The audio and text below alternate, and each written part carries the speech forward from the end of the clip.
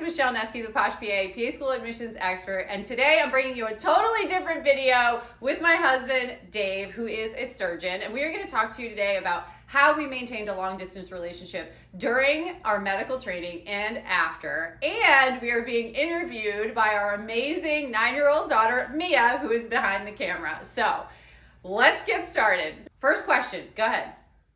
When did you meet and start dating? When did we meet and start dating? 2001. We met in Boston, Massachusetts before I started medical school. and before I went to PA school. Next question. How long have you been together?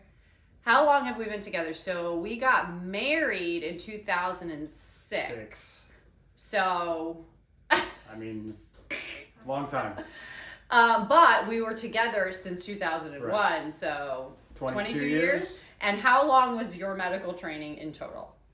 Longer than most. I did 4 years in medical school, 5 years in residency, and 3 years of advanced training fellowship. So that is what? 12 years. 12 years. I graduated from PA school in 2005. I went in 2003, so PA school is typically 2 years, as you've seen from my videos. So we have been together quite a long time. Next question. Next question. When did you go to medical school? Where did you go? How far away was it from? For me? Yeah. Okay, this is for Dave. Go I can ahead. answer any questions.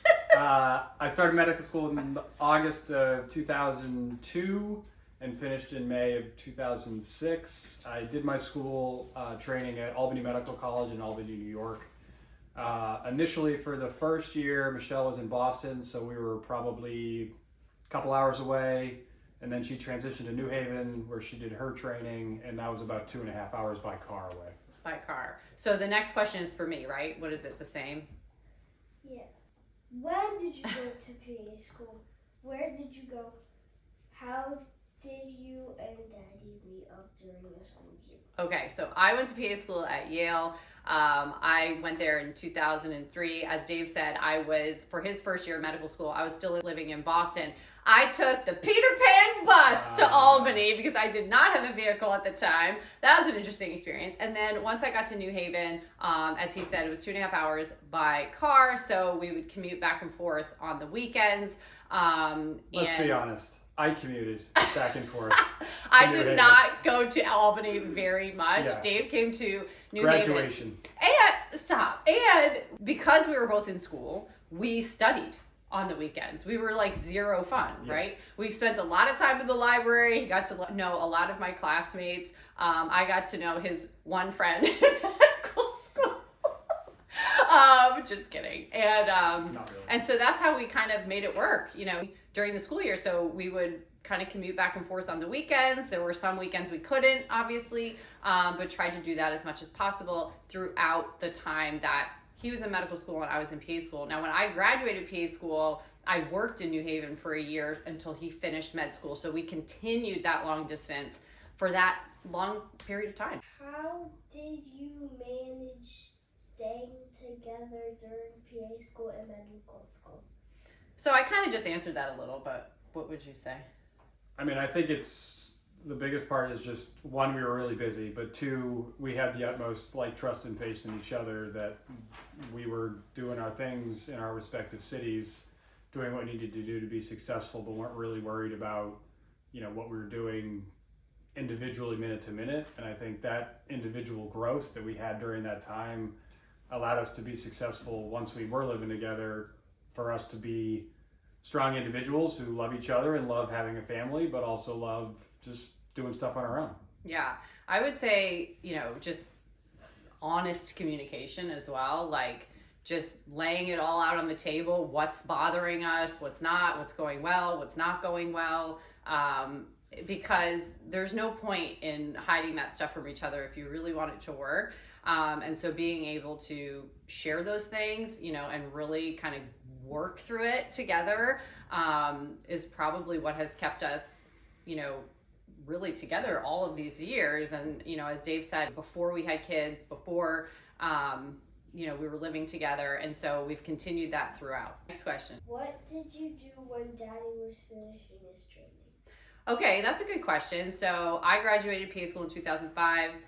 Dave graduated medical school in 2006. We got married and we moved to Miami, where he did a 5-year residency program. So during that time, I worked. I got a job. I worked as a PA. That's where I got my first oncology job. And I was at that practice for most of the time that we were at in Miami. We then moved to Houston for Dave's fellowship, where I also got a job at MD Anderson, which is one of the top cancer centers in the country. So I was really able to work as a PA and refine my skills and really dive into my specialty and really enjoy that part of it in my career. So I continued to work. I also got involved in a lot of PA organizations and some sort of professional development activities as a PA during that time when we lived in Houston, because Dave worked a ton. I also got my first dog because Both doggies. we got our first dog in Miami and then our second dog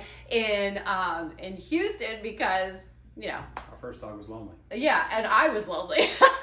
So that's basically what I did basically throughout his training. All right, next question.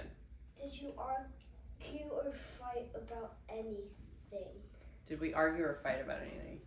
I think that any situation as we're going through training, because if those of you who know what medical school training is, you work a ton, you don't get compensated very well. That's sort of the name of the game. So like most couples out there, whether you're in the medical field or not, like money obviously was a challenge occasionally, you know, not minute to minute, but definitely a challenge. But those were things that we worked through, and we were honest with each other about what we were capable of doing or not.